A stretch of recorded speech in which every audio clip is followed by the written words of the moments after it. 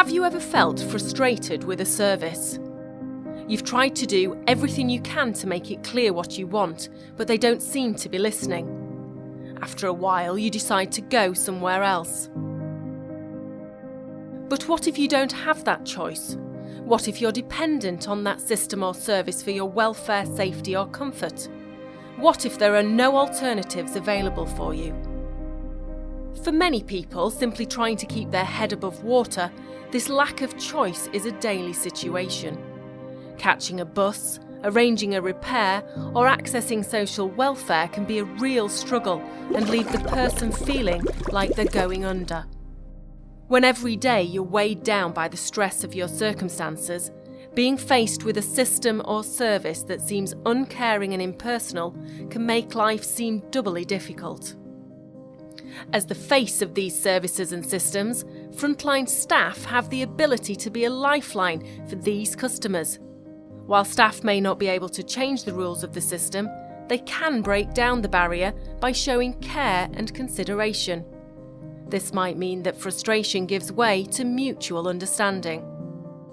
In the following interviews, Leeds residents Dawn, Christine and Brian share some positive and some frustrating stories of encounters with services and systems. Take a moment to pause and reflect on the questions posed between these interviews. What might you learn from these stories?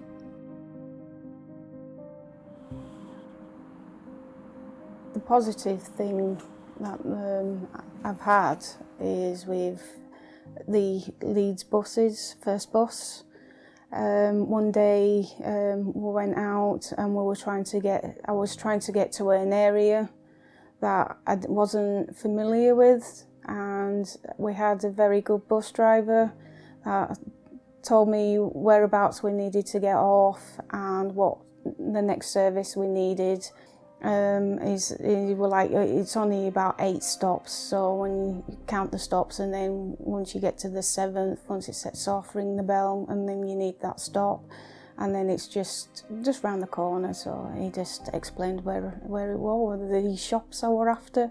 So unfortunately I didn't have what I wanted, so it was just he wasn't like a lot of bus drivers, like quick get on, but no, he had a few minutes to listen and explain what we needed and where we needed. So it was very good.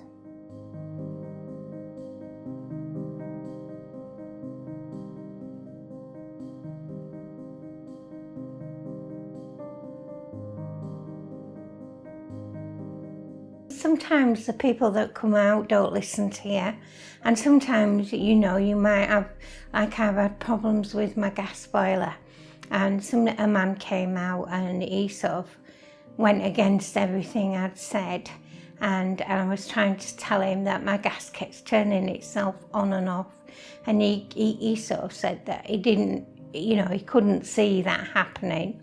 And at the time when he came, the gas was on. So I didn't have any proof that in about, so long the gas will turn off. And eventually he sort of got across with me and I sort of asked him to leave the property. And I had then to go back to the operator on the switchboard and say, look, this has happened and could you please not send that man out again, because I ended up in tears at the end of it. Yeah, sometimes you feel comfortable with people and sometimes you don't. And that can be quite difficult, because if it's your house and then you let somebody in, because it's like that man, he was aggressive. And I don't like that in my house, you know what I mean? It sort of stays with you and you have to work through it then when they've gone. If you're in a council property, I don't think at times you do have that right to say, no, you can't come in, especially if it's a repair. You've got to let them in. I don't know how else they could do that, so you never know who's going to come or what time of night they're going to come. We've had people there come at 11 o'clock, but that was an emergency.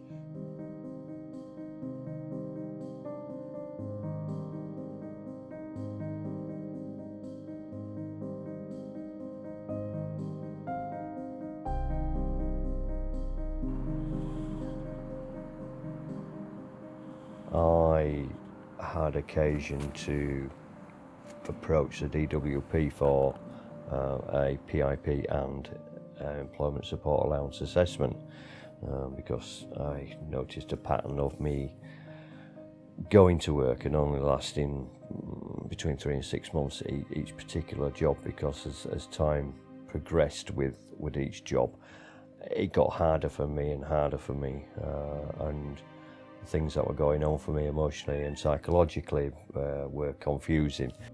I was on the first occasion told no by both PIP and ESA. I was given 0 points from both. This meant that any hope of kind of making things better for myself and my life a bit more better and manageable seemed a lot more harder. I had then to fight my case, which it took so much out of me. I couldn't do it on my own. I thought I could. I got so bad. And I became very irritable, very anxious, very untrusting of the people I was talking to on the phones and that, from DWP, who didn't seem very empathic to my struggle. They knocked me back again. They increased my points, but I was 1 point away from so I was kind of 75% sick. I couldn't understand it. They were mishearing me. They weren't understanding me. They were disregarding my plight. They were calling me a liar in respects of all that. And this is how it felt. I had a few days of going into the depression, because it's usually the depression that follows on from my anger and anxiety. And as it goes on, that develops into depression and kind of. I tried taking my life with an overdose of tablets. If I wouldn't have done that, I don't know how things might have turned out, but something happened, because about 3 days later of that episode, I got a letter saying, "Oh, actually, we've checked fully, done a 360-degree turn, and said, yes, we can see why you need it now." Here you have someone like me my anxiety levels were way up high, together with that was anger at why am I having to go through this? Why do I have to prove myself? Who are you to judge me? You don't know me. You don't, etc., etc. So, and kind of what you're hearing is there's nothing we can do for you. This is how it is. I was challenging. Yes, I was challenging to the poor customer service assistant who got me on that particular day. But the answer to that, 95% of the people who came across me when I was shouting and I'm so frustrated and everything, put the phone down, which leaves me nowhere. Leaves them obviously being able to get rid of an idiot, what they see as an idiot. So they can move on to the next call and etc. So there's still no proper communication there.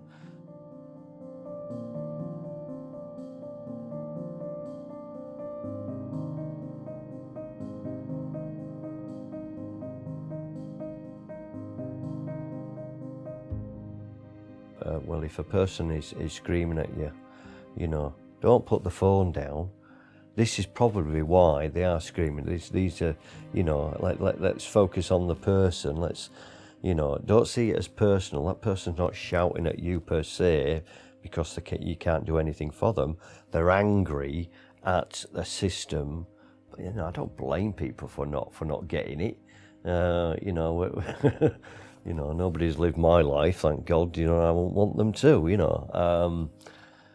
But just a little bit more forethought rather than reaction, because you've already got one person reacting on that phone, You know, you don't need another. You need that other person to be calm, considerate, patient, you know, and put that across. Now, you know, give that 5 minutes. After 5 minutes, if you've got nowhere through, then you've got every right to, you know, to not be abused. One of the main things I would say is that that person in front of you is not the same as yourself. A lot of people will look at their ideals through themselves and what they've achieved throughout their own lives, and the adversities they've overcome, and that's great. You know, we all do that. But please remember, that person in front of you cannot do exactly what you've done. Do you know what I mean? Shouldn't be made to do exactly what you've done, and should be realised that they are an individual with own autonomy. You know, they should have their own choices, and to be able to make proper right choices for themselves. Simply being listened to well and being treated with dignity and respect can transform a customer interaction from frustration to mutual understanding. If in doubt, remember to halt.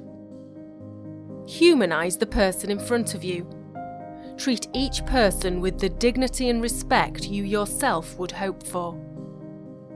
Appreciate that their life experience may be very different to yours, that their circumstances might lead to different reactions to your own. Listen. Sometimes all that people need is to be listened to be properly heard. And take time to really understand what is going on for the person in front of you before jumping to conclusions or dismissing what they have to say. We know that you want to give a good experience for your customers. We hope these stories and questions will help you to continue to do that for everyone. This film has been made by the Leeds Poverty Truth Commission, which aims to build relationships and understanding between those struggling against poverty and civic and business leaders in the city. If you would like to know more, please visit leedspovertytruth.org.uk.